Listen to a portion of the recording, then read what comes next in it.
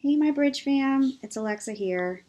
I'm checking in from the land of Leesburg in the far off western parts of the county of Loudoun in the most northern parts of the Commonwealth of Virginia.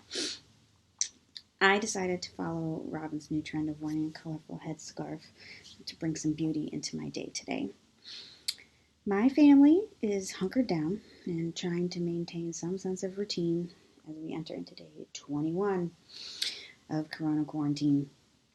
I'm sure many of you parents with school-age kids can relate. So, Will asked if I would share a couple thoughts about my mindset and journey over the past couple weeks and what God has been revealing to me through the process of fasting and quarantining and whatnot.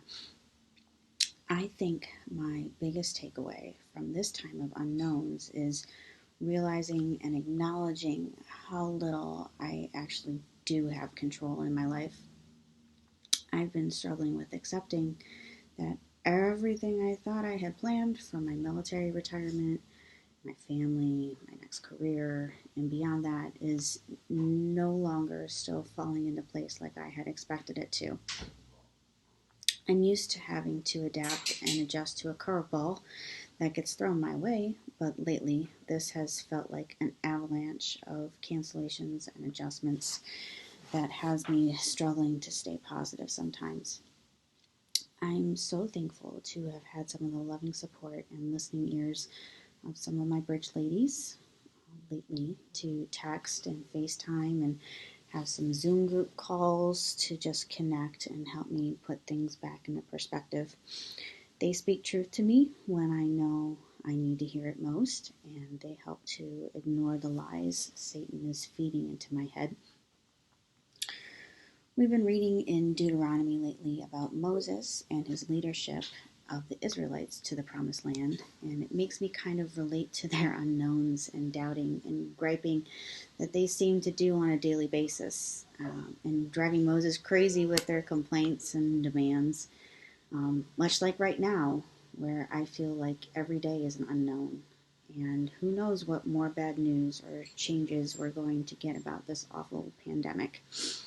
It's easy to fall down that slippery slope of negativity and disappointment and frustration, where it seems like there's no light at the end of the tunnel and you just want to throw your hand up in the air and give up. And then I'm reminded, but God. I started searching the Bible for the numerous times "but God" is said, and I wanted to share a few that I found.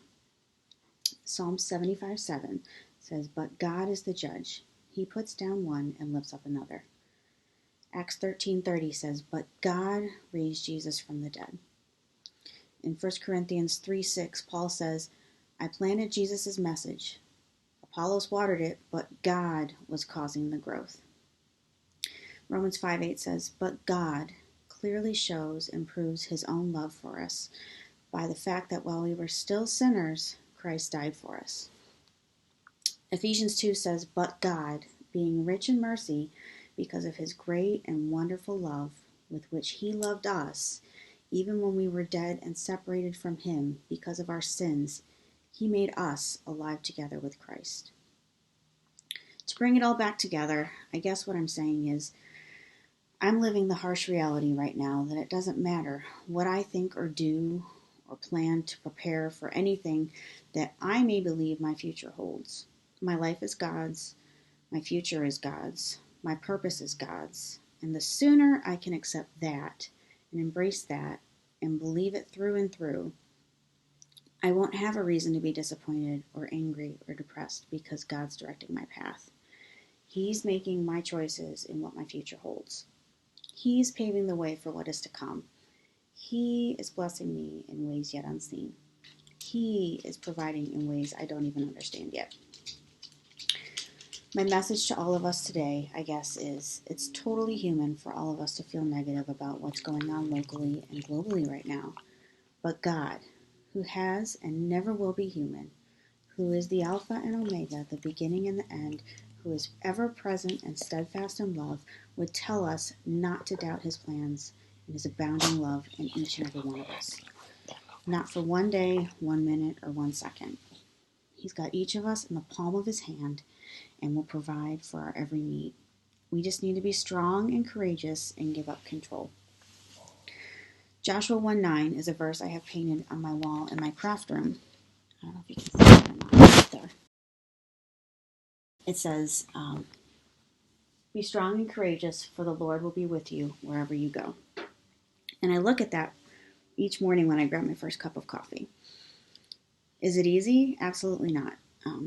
But nothing worth fighting for is easy. Let's all get through this battle together. And if you need a battle buddy, make sure you reach out to someone who will speak truth to you. It's important. We can't get through this alone. I'm praying love and peace over each one of you today, and I hope you can get some sunshine, maybe a good cup of coffee, and a powerful word from the Lord. Love you all. Bye now.